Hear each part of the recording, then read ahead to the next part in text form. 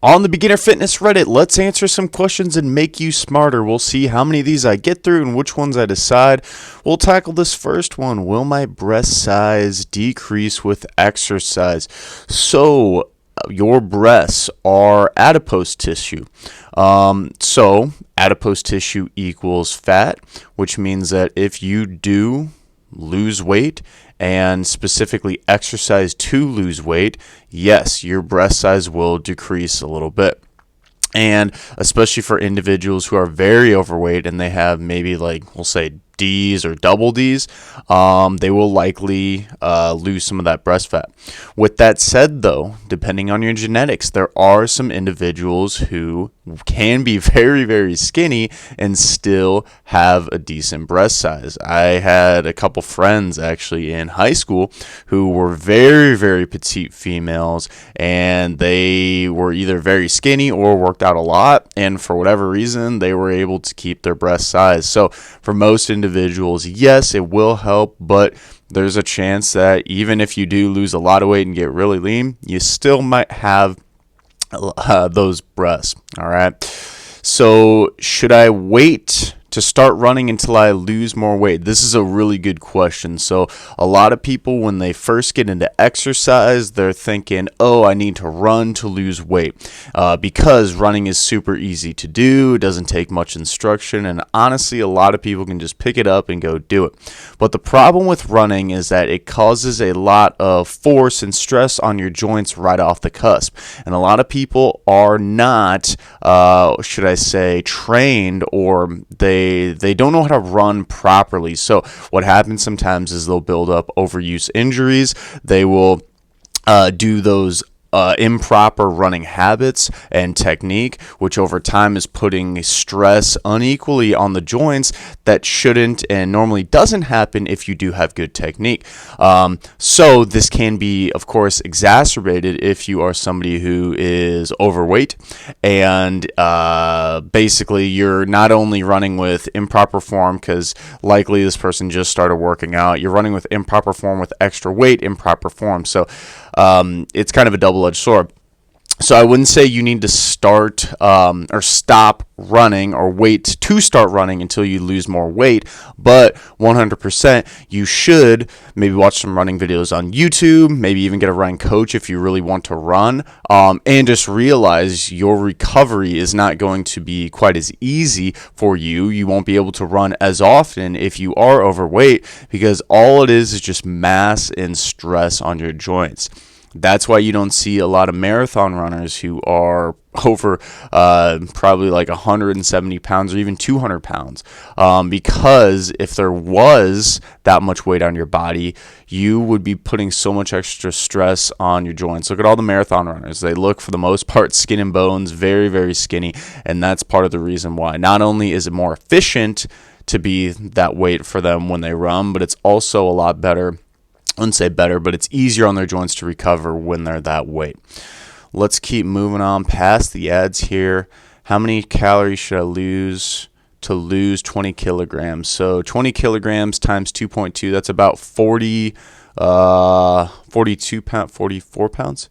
I'm American, but it's about 45-ish, 50 pounds, whatever, around there. So how many calories should I lose to lose 50 pounds? Okay, so when we're talking about weight loss in general, usually the recommendation is about a 300 to 500 calorie deficit from your daily calories to lose about 1 pound a week. Okay, there's 3,500 calories or 3,500 energy units in 1 pound of fat. So it would make sense we need to cut back on those energy units by about 500 calories. And if you do 500 calories times 7 days, that equals 3,500 calories of energy cut back, which of course you would hope mainly would come from fat. If you are resistance training and working out properly, most of your weight will come from fat, but if you're not working out, a large amount of this can come from muscle as well. So I can't give you the exact calorie amount, and basically whatever you're eating right now, I would maybe track for like a couple weeks if you're somebody like this. So get MyFitnessPal, or even just tracking your phone on a calculator app, how many calories you're eating every single day. Get a rough estimate. Again, this is all an estimate, and then from there you can kind of backtrack and simply go from it as this is, let's say I'm eating 2,000 calories in those 2 weeks that I did the tracking. And then you're going to say, okay, I'm going to try, let's say, eating 1,800 calories. You're going to eat those for a week. You're going to weigh yourself at the end of that week and see where you are. If you haven't lost that much weight, you're probably going to need to cut back your calories a little more and find some ways to get more physical activity in. Moving on past that. Oh, please. Started my first workout this morning, but failed to do it till the end. This is a good one. So if you just started a workout today or are considering starting a workout and you're like, oh, I had all this stuff planned for myself, but I wasn't able to do it, am I a failure? No, absolutely not. And a lot of people will overshoot what they can do on their first workout in the gym. So that's something I want to remind all you people when you're first starting out, is that you should go in with an expectation of, I'm going to do my best and have a good workout for yourself to do. But in all essence and reality, realize that if you go in and simply just do the workout, that's half the battle. Or even just do half the workout, for example, that's half the battle. So let's say we'll kind of give an actual example of this. Somebody's going in and they were like, okay, my first workout, I wanted to do a 30-minute jog and a 30-minute weight session. But I did the 30-minute jog and I didn't even have enough energy to look at the weights. Is that a failure? No, absolutely not. Because before that 30 minutes that you just jogged, you were doing absolutely nothing. You were sedentary. So even just that little bit of work with your running is excellent for your health. And this is also a process too. You're not going to simply just do that one workout and quit. No, there's tomorrow, there's the next day, there's next week. You're going to build and evolve over time on this. And this is when we talk about having small changes in our lifestyle, where you need to consider this. Is that's one small change, was that 30-minute jogging workout you did. And next week, you might have enough energy to do the 30-minute jog and maybe even 10 minutes of the weight routine, okay? This is something that progresses over a long period of time. And if you're looking at it from the mindset of this one workout ruined me, or this one workout really, really matters in the grand scheme of things, it doesn't. And that's going to shoot you in the foot. For myself personally, if I, for example, skip a workout, or I have a workout in mind and I go in and my body's feeling a little achy, or I don't have as much energy, the last thing I do is get down on myself and think that I failed just because I didn't hit my exact prescribed workout that I had for myself in my head. It's all arbitrary anyway. We're making this stuff up as we go. So now I literally pivot and just do exactly what my body tells me. So if I'm feeling achy, I'm just not going to do as much. If I'm feeling really good, I'm going to do a little more. I wouldn't go in on a day that I was supposed to do a easy workout and I felt really good, and then do way more than the easy workout and say I failed. Kind of, you can use the reverse logic and paradox on that. Hopefully that gives whoever's watching a little bit of a mindset switch. Bro split versus push-pull legs. Okay, let's talk about a bro split. So a bro split is simply when you split up all the exercises from, let's say, a 7-day workout template into different muscle groups. So this could be on Monday, you're going to lift chest and triceps. On Tuesday, you're going to lift quads and glutes. And you could just say legs for most people. Wednesday, maybe you're going to do back and biceps. And then Thursday, you're just going to do arms and core. And then that would maybe be your split.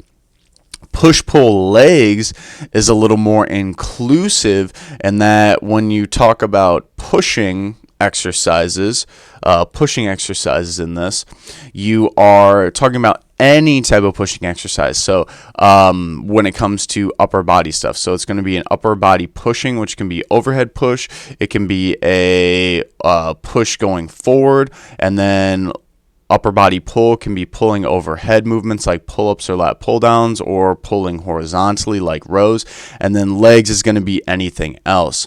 When you break down the difference between these two, it's not really going to be that different. It's just kind of a way to boil down different workout routines and make them seem kind of different. But for example, the bro split example, we had you maybe doing chest and triceps on Monday. Those are all pushing exercises. And then you do back and biceps on Tuesday. Those are all pulling exercises.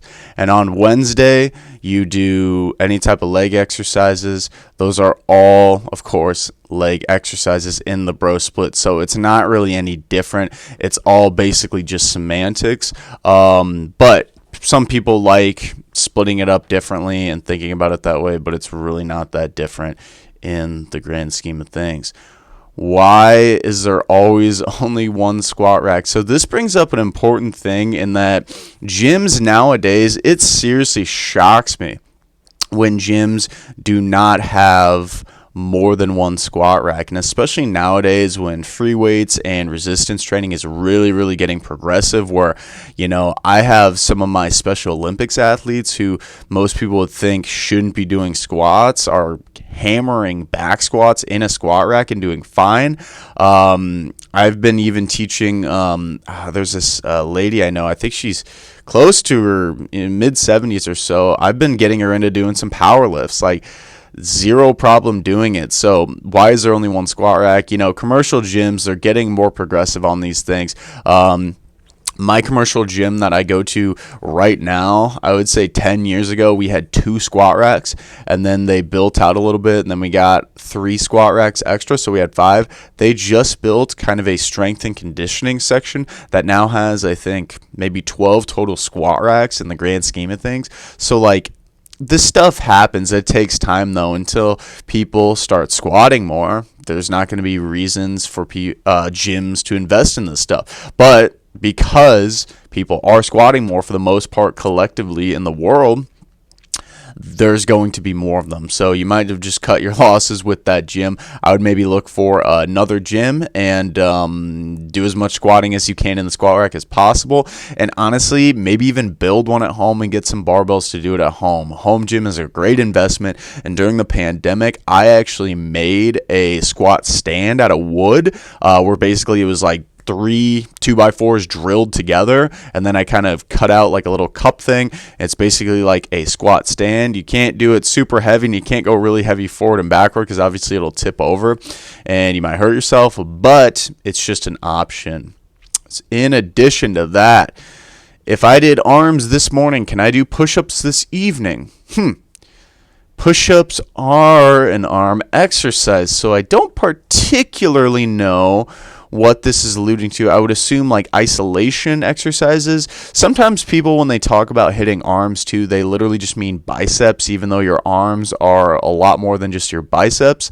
It's your triceps. So biceps are on the front of your muscle, triceps are on the back of your arm. Then you have your forearms, which have literally like a million different muscles going front and back all the way around. Your fingers are part of that, your wrists are part of that. Those are all arms, and your shoulders are technically still connected to your arms. They are the part of the joint that connects your arm limb, or your limb, to the rest of your body and your torso. So I guess that's all arms. So in all essence, yeah, absolutely. If you did arms, you can do push-ups, but if you did tricep exercises, just realize the push-ups are going to be probably not as good as normal, because you need your push-ups heavily or you need your triceps heavily when you're doing push-ups. And goes the same thing if you did like any shoulder exercise. And even to some degree, if you did biceps, there's a little bit of stabilizing that goes on in your elbow joint with the biceps muscle and the tendons and ligaments, even if you're just doing push-ups. If you didn't have your biceps tendon there to kind of stabilize the movement, your elbow would literally explode when you're doing push-ups. It would not feel comfortable or good. So yes, you could. You just might not be able to perform as good in those push-ups. Want to lose weight and get fit, but always tired and sleepy. Picking forms of physical activity that you enjoy and don't make you feel tired and sleepy is going to be your best bet. Chances are, I'm guessing that this person is picking forms of physical activity that take maybe a lot more energy. A lot of times people do cardio, or they do a really intense circuit training like a CrossFit style workout, instead of doing a workout routine that fits them better. I'm reading this description and it says, I already work a physical job full time and I'm always tired. How can I lose weight if I'm like this? So I think the first thing, in addition to what I said earlier, is to not feel down on yourself, not feel bad, and realize that this is going to be kind of a process for you. And especially if you are new to all this, there's going to be some learning stuff that happens before you lose a considerable amount of weight. For example, looking at how many calories you're eating, how much water you're drinking, how much sleep you're getting, how much physical activity are you actually doing in this physical job. Some people say a physical job, and I've had this myself, is working as a cashier because you're on your feet for 8 hours. But in all reality, standing does not take that much physical energy. So you're not going to burn a lot of energy doing it. Okay, you will feel it in your joints, your ankles, your muscles will be a little sore. And this is kind of a side note. Muscles getting sore does mean there is potential for muscle growth. So your body is working in that aspect, but you're not going to be burning that many extra calories during this quote unquote physical job. So if you're somebody who's doing manual labor, for example, like beating down rocks, maybe you're like somebody who paves driveways. You're on the back of a garbage truck and you're tossing garbage all day. Construction, that's going to be a big one. Yeah, it's a different scenario. And somebody in one of those scenarios with an actual physically active job, I'd recommend doing mostly physical therapy, prehab type exercises where it's very deep range of motion, stretching routines. Maybe it's I have a lot of videos on my channel showing how I work out, and that's kind of how I would recommend. Just lots of mobility. I wouldn't say just go in and just stretch. You should do some resistance training, but a lot of it's going to be kind of higher repetition, very slow and controlled, range of motions, getting those tendons and ligaments stronger. And that's going to usually, for most people, give you back some energy for your normal job. But realize if you are tired, something, and especially tired all the time, that's not necessarily a bad thing, but there's a chances are that your stress management is just kind of not in the best scenario, because if you are losing weight properly, you might feel a little tired, but you shouldn't feel super, super tired. So I'd guess you might not even be eating enough for your physical job too. These are all just kind of things I'm throwing out there, obviously with very little context of this person's situation, but all of those could absolutely be true as well. What does the torso rotation machine do, and is there a point to it? Okay, torso rotation machine. This is a core exercise machine where basically you sit down and you kind of use your tummy, you use your core muscles to help turn you while getting leverage with your hands in the machine. Usually you're down on your knees on this one, so you're not actually on the ground, but you kind of kneel down in this machine. And the torso rotation machine literally works your core in a twisting torso manner. And there is a huge point to this, in that torso rotation is a movement you need to do numerous times throughout the day, whether you're an athlete or just an average Joe. Think about how many times we need to turn and maybe pick up like a heavy box and turn and give it to somebody, or bend off to the ground and pick up something and then turn and immediately give it to somebody else, right? Just like even in my chair right now, I'm like bending on, like look over my back, maybe you're out in traffic and you have to look behind yourself. Those are all times where we're using torso rotation. So the point of it is to strengthen that muscle and that movement pattern, so the second you do need to do any of those movements, you don't tweak your back, you help pick up some friends maybe boxes, you're helping them move or something for college, or they're just moving homes, and by the end of it you're fried, because not only is your lower back weak, but those rotation muscles are weak too, so you can't kind of work quite as a good capacity. So absolutely, this is a good machine. You can do this in a lot of other ways too. I have quite a few videos showing this on my channel, but there's Pallof press hold. If you type that into YouTube, Pallof press, that's good. Just holding a cable straight out in front of you and twisting it like this. You probably see some people doing that in the gym. It almost looks like a golfer swing. All of those are going to work your core, torso rotation. Russian twist. So if you get a medicine ball, sit back on the ground and lift your legs up and go back and forth. That's working torso rotation to some degree. All of those are super good. And here we go. Thoughts on AI fitness trainers. I didn't even know this was a thing, but it's a great idea. Hello, everyone. I've recently encountered a lot of personal AI trainers. What impact do you believe they will have on this specific field? Do you believe that human trainers will soon be able to be replaced by AI? Absolutely. And here's the reason why. It's because most fitness trainers have zero personality and zero emotion, and they're already operating like an AI fitness trainer. So if you don't have any personality and you don't actually have any soft skills and know how to talk to a human being, yeah, absolutely, your job is on the line. But for those of us who know just a little more than just how to tell people to lift heavier or curl that or lift that, you're in good hands, because at least as it sits today, AI fitness trainers will not offer that same thing. And a lot of times people who buy personal trainers or get personal trainers will tell you this. The reason they get a personal trainer isn't necessarily because they even need them. It's because they like the connection. They like talking to somebody while they're working out. And it's almost like paying somebody kind of as a buddy to just work out and motivate you. Right? Fitness trainers are, in a sense, just glorified cheerleaders. And a lot of the people that I work with, I feel like, I'm more of a cheerleader and advocate for them, and just somebody who motivates them more than anything.